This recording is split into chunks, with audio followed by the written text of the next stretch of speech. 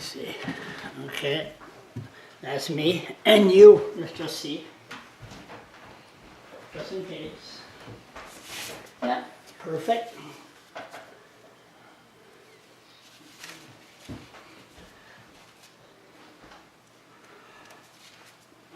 Okay, let's give it a shot. Okay. Hello, my name is Charles LeBlanc. If you want to see my blog, just go to Google, write Charles LeBlanc, and you'll see it. And I have, not too often I do this, I have a special guest. We have Dr. Wlodzimierz Sokolowski. Excuse me, I'm French. Okay, we know that. I have an accent. He has an accent. And he's from Poland, a very respected doctor here in Miramichi for years. And like any other people, sometimes we have some issues. And doctor, thanks for inviting me into your nice home. Yeah. And we're going to let the doctor talk, and we're going to go on. Go ahead. Very good.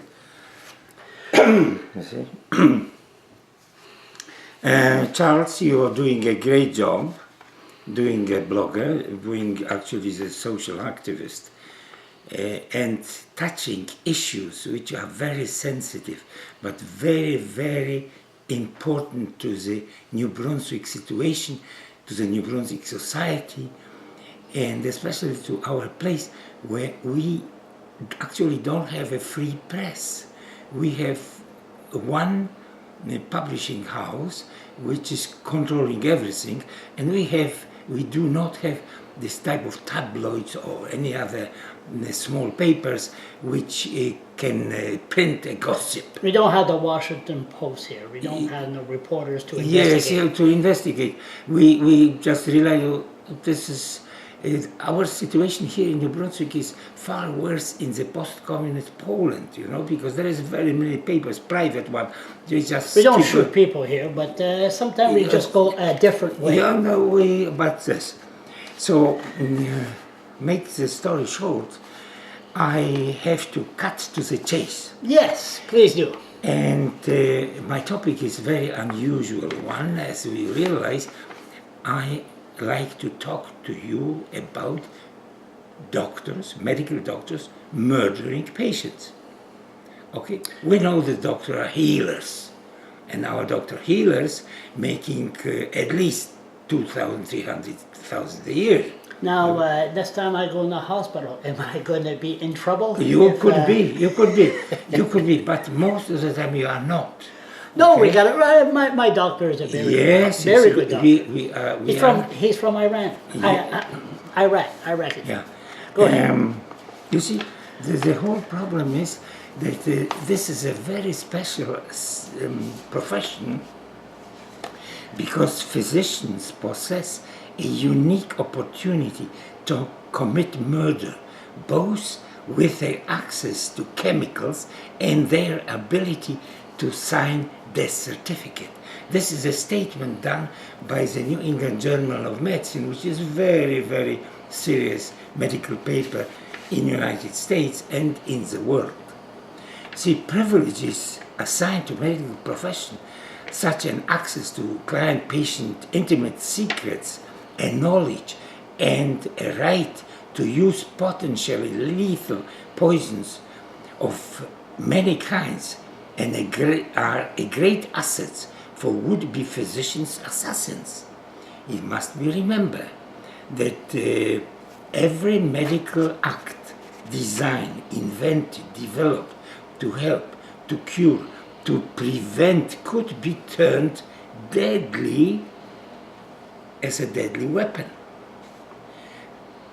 You're saying the medicine and the chemical, they put you to sleep? Yeah, oh yes, in the first place, oh yes. And if they put too much? Too much or paralyze you and then leave you paralyzed, you're dead. And actually, this way, not the doctors but paramedics in Poland were killing all people, okay? It's a big story in 2000 discovered, but now they don't they do not like to talk about it because it's a shame. Okay, it's a shame. Like in England, this doctor. We are going to mention Dr. Shepman. he actually killed, they say, even over 1,000 patients. Okay. When? Oh yes. When? Oh, between 74 and 92. In 92. Okay. So this is not the story. See, I am talking. From This happens around the world. Oh, yeah, in the world. And here is a book about this. You see, doctors. Here, so you can have a look. It's Demon here. doctors, Yeah. physician as serial Yeah, okay. killers. Look, doctors, murders here, and here is about Killer doctors, the and here shocking is- true yes, crimes and of here- medical. Here we have a story about Dr. Swango. It's an American fellow who is just getting out of prison. He served 20 years for killing patients here in the States. And here is my book about doctors. Oh, you wrote a book? Oh, I wrote a book, yes. And I gave it to everyone who was around, so I don't have it anymore. That's the last book I have. No pictures. Yeah. So you no see, pictures. So if no there- pictures, If no. there's no picture, that means it's all facts. Yes, you can say so. You can say so. But let's go because we have Let's plenty- continue on. plenty- Okay, let's plenty go. plenty to cover. I don't know. My situation here in Canada was rather strange because I came from the communist Poland, and at a certain point, perhaps they suspect me to being a Soviet spy, and and they notice and say, look, man, you speak too good English. You speak, and then, man, you speak with a German accent, and they harassed me. What year was this? In Ottawa. In Ottawa, when I was doing a retraining, because each physician in those days had to have What year was that? 71 to 73. Oh, yeah. Retraining. But The Cold War. The Cold War was still Oh on there. yes. And the Cold War, and the Americans were losing the war in Vietnam, which obviously was a very, very serious problem. Wait, Okay. continue. So you imagine that on the 4 months I have in anesthesia, they realized that I really liked it. I was an internist in a background, but I liked anesthesia. And the anesthesiologist actually has shown me how to kill the patient. How to kill the patient. In Ottawa? In Ottawa. Why would they? Why would they train you how to kill a patient? There was no don't mercy. ask source. him. There was no mercy. Ask source. him. Ask who? This fellow who wanted to do. Who's the fellow? No, we cannot mention. You cannot his name, mention, no, okay. No. So it happened like this. It was a cashew between the immigrants who came here in the middle of the 19th century. They settled in Barry's Bay in Ontario, and they spoke Polish for 4 generations. And he also spoke a little bit, so I have had with him some contact. So Okay. now we have an operation, and he has a colon cancer without metastasis, actually inoperable. Okay, inoperable. So he's gonna die when? 6 months? Yeah, so How old is he? He used to be, say, I don't know, but anyway, it was inoperable, and the surgeon could do nothing for him. He simply have to close the belly, let him go, and let him go quietly at home to die. How old was he? Oh, he was, I don't know exactly. 60s, 70s, 80s, 100? 70 something. 70s, okay, Could go ahead. be. In any case, the surgeon closed the belly, and we had some strange face, and the anesthesiologist says to me, let's go, he's dead. And I, being here, watching him, ventilating him, I see his heart rate is good, his color is good, and he's alive. So how he gets he's dead? That he has a cancer, inoperable cancer, doesn't mean that he's dead, okay? Anyway, the staff man, which was supervising me because I was a trainee, he left, okay? I said, no, I am not going to leave this fellow. And I said, those days as a junior trainee, I was not permitted to use any type of drugs because they are drugs to paralyze and to reverse the paralysis, okay? But I was not allowed, I've never used, so I never touched it. I knew that the drugs, after sometimes they cleave, they get metabolized, you understand? They turning useless, okay? Or they are inactivated, you can say it this way. So I ventilated him, and in 20 or half an hour, he started to breathe on his own. Okay, so he started to breathe, and the doctors presume him dead, right? No. No, he said he... If he was not breathing and once they declared him dead, I said that this is not true. I ventilated him for half an hour, and he started to breathe. And then I wheeled him back to the recovery room and gave it to the nurses, because this is everybody has a part to do. Wouldn't it be this the time to say part two? No. This is now. Okay. This is where we're in part one, because we are in.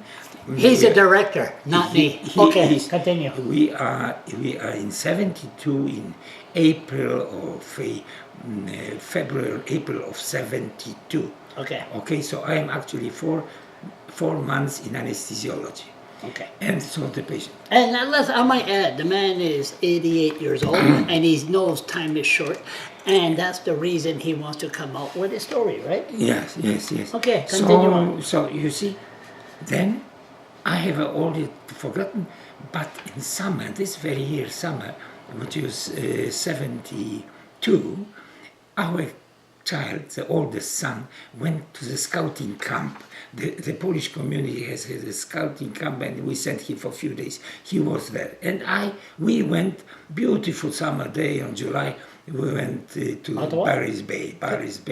which is Western Ontario. Okay, got it. Beautiful country, lakes, forest, beautiful. And I drive through the village. The village is called Wilno.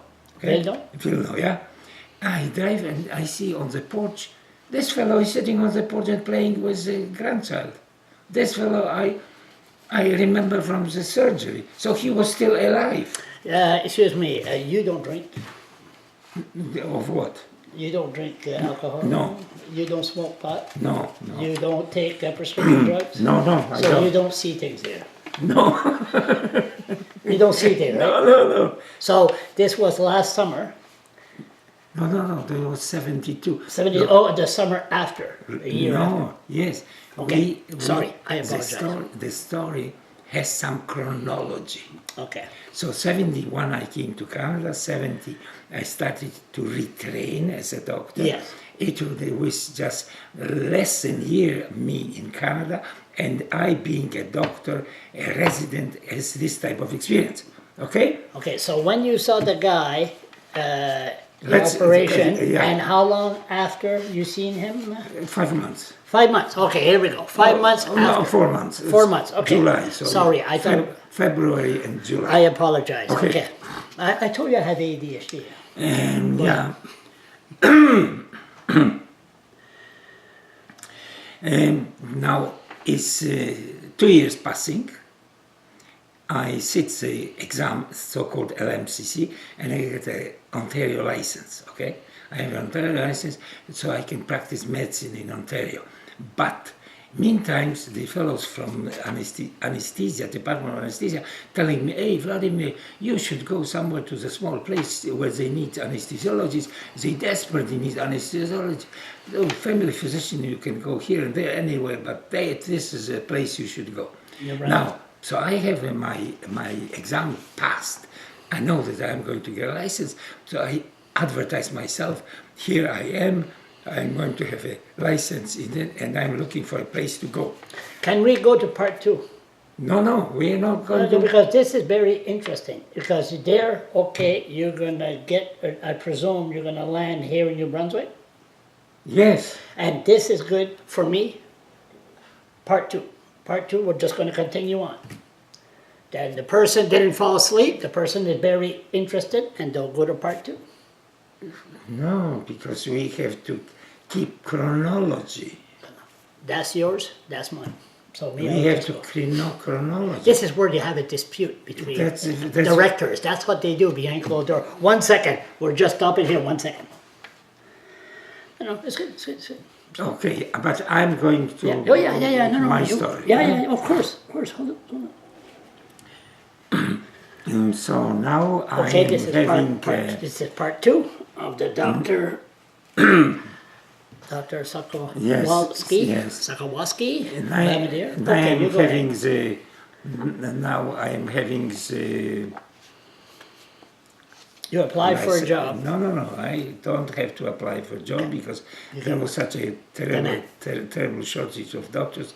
So the first day they found my advertisement, the administrator of Hotel Dew is calling me and is calling me and say, look, we need an anesthesiologist desperately. Come to today and tomorrow, whatever you like. We need you badly.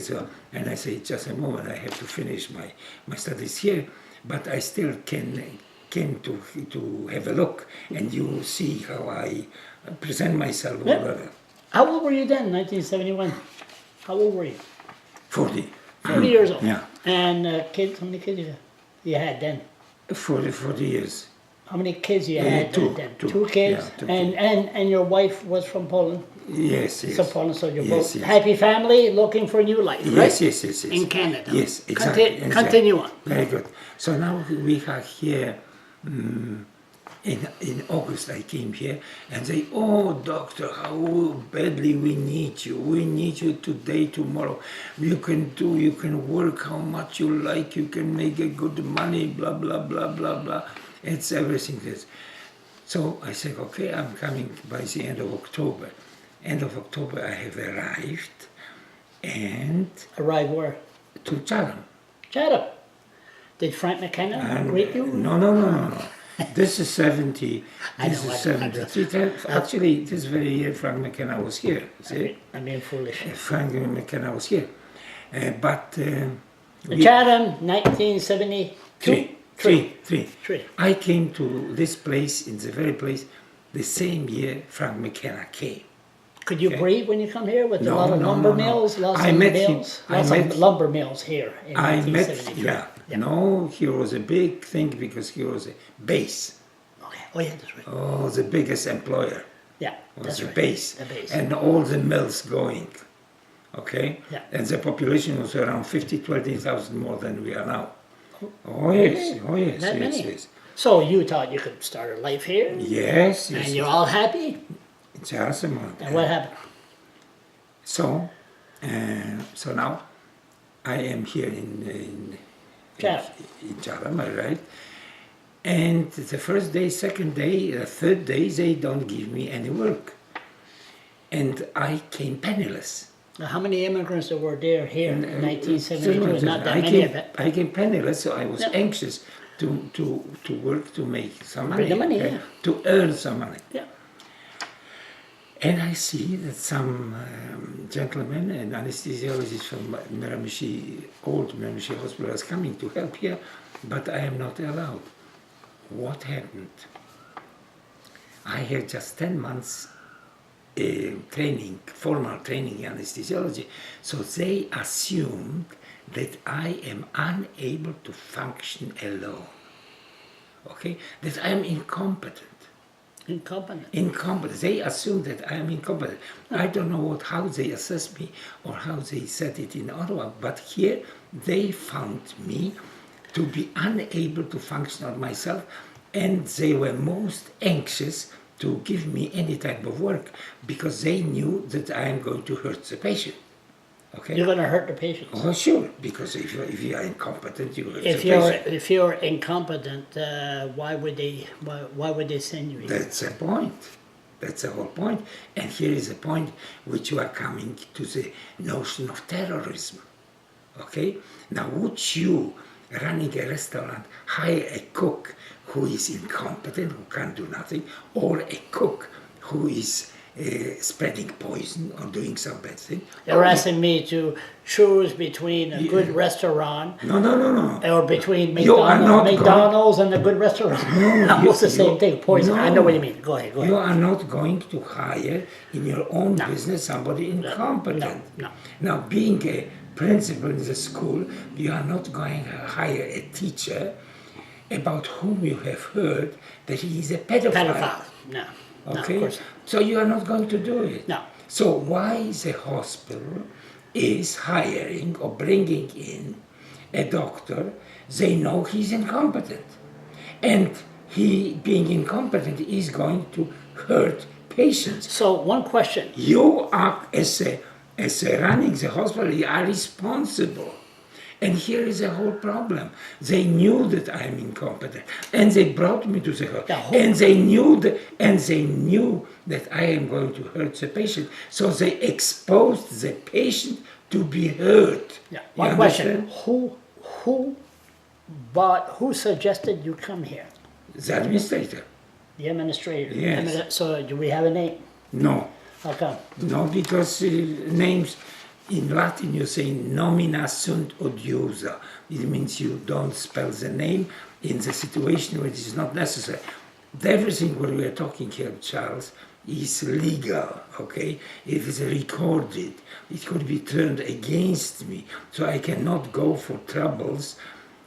So that's 2 names so far that we can't mention. You It's cannot- not important. It's important. It's but- important, but we don't want to put the guy in shit. no, Excuse no. my language. Okay. No. So we had this. Let me have this pen for a minute, if you don't mind. We had this administrator, and then we had this administrator that told you he's from Chatham, from the Miramichi Hospital. Administrator told you to come here, right? Once you got here, they wouldn't hire you. They said you were incompetent. That's the point. They not hired me. The doctor is not hired. The doctor is given privileges, okay? Okay. And the privileges are given by the board. So the administrator is actually not managing you. It's a board which manages you, okay? But the administrator is an executive officer which is suggesting this and that to the board, which obviously in 95% is always being accepted, okay? In other words, you are... Executive privilege, administration privilege. No, administration is administration. The doctor has a privilege. So, no, but what you're saying here, and I just got a flashback, this is not planned, as you could tell. Was there a big inquiry about somebody that was a doctor, and at the end he wasn't? He was looking for cancer. What was his name again? They had the big inquiry at the meeting. Oh, yeah, Menon. Yeah. So it's almost the same thing, right? No, it's completely different. How? Oh, it's different. We are not going to get Menon. Menon was accused, or they were saying that he improperly read the slides. Yeah. Okay, and missed some slides where cancer cells Yeah. were. Okay, and he Almost missed. the same thing. Not qualified. No. No. Okay, no. Yeah, yes. Later on, they said he's not qualified, but they have never proven it to him. Okay? So you bottom line here, right, you're right here, an administrator said that you are qualified, but you are different, you are not. You see, Charles, here is the whole problem. Here's the whole problem. As I told you, medicine is a science, 90%. It's very complicated. It's very complicated. It's very many. So, in this very confused situation, you can do many bad things with other people not knowing. Because the people like you, hearing this and that too many, get confused instantly. Okay? Then asking questions which are irrelevant. Okay, irrelevant, not important. No, and then you start to complain. You say you go to court, and the lawyers, which are smart, know all the tricks in the book, and they turn you into a fool. Yeah, exactly. We agree on that. We understand each other perfectly clear on that one. So they turn you into the fool, and the good doctor who actually did the very bad things get unharmed. Okay, so in other words, the situation is exactly what is ended with me. I made a medical, that's the end of my story, a medical diagnosis that the patient was actually killed, okay? That's the end of my story. We are not chronology. And they said to me, you are crazy, and they kicked me out. Okay, hold it. We'll go to part 3 for 1 second about Dr. I think we could call you Dr. Marcus Welby here in New Brunswick. All right, stay tuned. Yeah, hold it. This is funny. Not funny, not funny at all, but you know. Yeah.